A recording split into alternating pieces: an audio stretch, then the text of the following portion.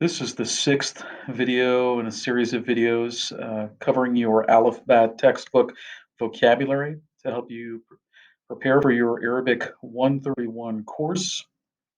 Now, in the last video ended with me saying I'm going to launch into terms of address or titles.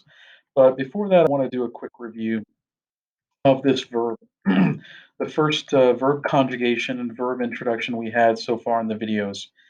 Now, this verb, ahabba, we present new verbs uh, in the form of third person, singular, masculine, past tense. So when you see a verb in the top right corner of these slides with in these conjugation charts, what you're going to be seeing is he loved, he liked, but it also means simultaneously and separate and distinctly differently. It means to love or to like. Now, we're going to start out with showing you how to, let me click hide on this, showing you how to conjugate verbs in the present tense, which means this is happening right at this moment, or it habitually happens. It's on a continual basis, it's happening, right? In this case, we're talking about the verb to love, which also means he loved, right? And we're talking about present tense or habitual, what's happening right now. We're going to present these verb charts with a subject pronoun, right? To start them off to indicate to you what type of conjugation is happening. And then for present tense conjugations, every single one of these conjugations, we will change the prefix to indicate who is doing the verb, who is the actor, the person who is actioning the verb, right?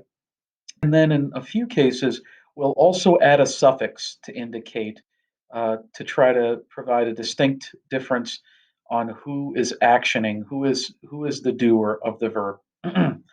Now, we'll start from the top, and we start with ana. That's our subject pronoun, meaning I, right? I. That is redundant and unnecessary. Sometimes you will hear people in Arabic saying ohib. They won't say ana ohib. They'll just say ohib. They will say ohib, and it means I like or I love, right? Ana ohib. You can say it either way. You can say ana and then ohib, or you can just say ohib. I like or I love. If you're talking to someone, that's second person, right? Second person, someone that you're face to face with. You're the first person, right? And then the second person, the person you're talking to face to face, that's the you person, right? And this is singular form in this case. So one person you're talking with face to face. And here we use the subject pronoun anta to tell you we're talking about a masculine you, a masculine you. So anta tohib, anta tohib, anta tohib, you like or love. If you're talking to a woman, you would say anti, anti. And here, notice we're adding a suffix here too. So it's not just tohib, it's not just tohib, but it's tohibin, tohibin, anti tohibin, anti tohibin, you like or love. For the third person, right, what we're talking about is not the person you're talking face to face with, but the person over there that you're talking about. We use huwa, he, right? Huwa yohib, huwa yohib. He likes or he loves. Now, you may have noticed that the last conjugation here, this hiya tohib, this tohib here looks identical to the tohib up here for anta tohib. And if you caught that, then good eye on you, good catch. This you're not going to get any font color changes when you see these words in practice. So if you want to provide clarification and say, who is the person that is loving or liking, you will add the hiya in front of this one, hiya tohib, or you will add the anta in front of this one, anta tohib, to make a distinction between you like or love masculine or she likes or loves.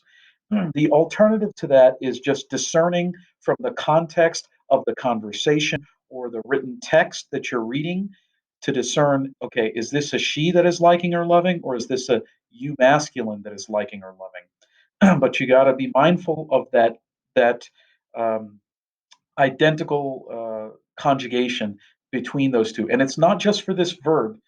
You will run into this similarity in those two conjugations for all the verbs, right? So, again, to review the plural forms, so first, second, and third person plurals, it for the present tense conjugations only, not past tense, not future tense. If you wanted to say we like or love, you would say nahnu, we, nohib.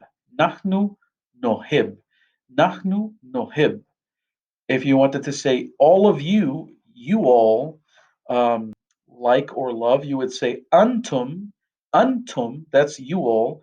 That's the subject pronoun that means you all. Antum, antum, when you're talking face to face to a group of people and you're saying you all, antum, and then the conjugation is tohibun, tohibun, tohibun, and that's for you all like or love. And then for if you're talking about a group of people over there, you would say hum for they, hum, hum, hum, hum, hum yohibun, hum yohibun.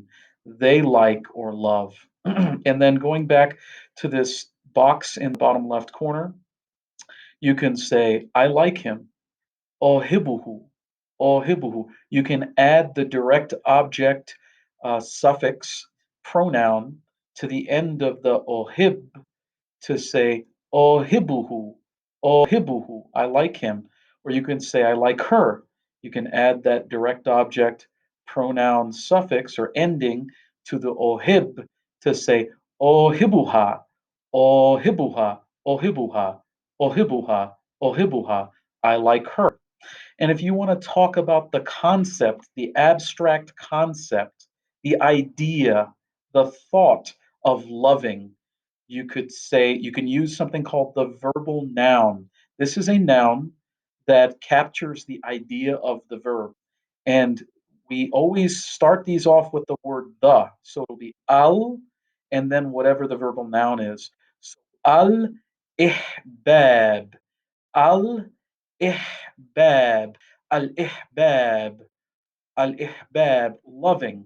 So remember, with abstract concepts and ideas, you always add the word the in front of them. You don't just say ihbab, you say al ihbab, you say the loving, or whatever the concept of the idea is. You in Arabic, there's a great appreciation for the word the, and we use it in front of all abstract concepts. We say the idea, the anything that's intangible that you're not going to be able to touch. That's a concept, an idea. Al ihbab, you add the word the to it. Al ihbab, loving. Al ihbab jade, loving is good, right? Or something along those lines. So, wanted to review that verb, and of course, we said rakam telephone. This is a noun of noun structure. So of is implied between these two words. Rakam is number, and telephone is a cognate. It is a borrowed word from another language. It's borrowed from English, telephone, right? So rakam telephone is number of telephone of a telephone. So telephone number. Literally, it's number of a telephone. Rakam telephone. Number of a telephone. Rakam telephone. And of course, of is implied, right? Now, going into the terms of address and the titles, Arabs love to use someone's title to honor them. So they will not just call someone, hey, Sam, hey, Bradley, hey, Jessica, hey, Julie, hey, Susan. They will, if this person is a PhD, if they're a doctor, not necessarily a medical doctor, but a PhD, they will address this person as "Ya, doctor." Jessica, no, this is the masculine form. So doctor is masculine for a PhD, not just a medical doctor, but any PhD. Doctor. And then the female version is doctora, doctora. So let's say it was a guy named Sam, right? Ya Doctor Sam. Now, interestingly, they're not going to say, um, "Hey, Doctor Smith" or "Doctor um, Goldman" or anything like that. They're going to say the first name after the title. That's the way the Arabs are going to do it. So, Ya Doctor Sam, Ya Doctora Jessica, right? So that's the way you're going to hear it. And then the plural forms, doctor is the plural form for a co-ed group of doctors is dakatera, dakatera. For the female-only group of doctors, it's doctorat, doctorat, doctorat. Now, what if someone's not a PhD? Well, everybody could be a Mister. That's a male, right? A masculine, a male person, right? So you could say, Ya Sayyid Sam, Ya Sayyid Sam, hey, Mr. Sam, right? Um, so you wouldn't say Mr. Smith, you would say Mr. Sam. Ya Sayyid Sam, all right? And the plural form of that is Asyad, Asyad, or Sada. There's two alternative plural forms that can be used. Sada and Asyad. Sada and Asyad. What about a married lady, right? We say Mrs. or mistress in English. You would say Ya Sayyida Jessica. Yeah, but actually you would say, going back to this, you would say Ya Sayyidi Sam, or Ya Sayyidati, Ya Sayyidati, my Mrs., you know, in an honorific way, ma'am type of thing, Jessica. Ya Sayyidati, Jessica, but it's Sayyida, and then the plural form is Sayyidat, Sayyidat. Sayyida is Mrs., Sayyida is Mrs., Sayyidat is plural, right? Sayyidati, Sayyidi. All right, what if it's an unmarried woman? A miss, right? A miss, right? Then you will use a different term. You would say anisa, anisa. This, to begin the word, is an alif madda. It's a combination of an alif and a hamsa alif seat, a hamsa with an alif seat with a fatha above it. So this is a longer a sound. So it's anisa with a little bit of a hamsa in there. Anisa, anisa. That's miss, right? Miss, but you would say my miss, right? As a respectful ownership, like endearing term, you would say instead of anisa, you would say anisati, anisati, anisati. And then the plural form of this is anisat, anisat, anisat, anisat. And those are our vocabulary words for Unit 4. Next video, we'll cover Unit 5 vocabulary.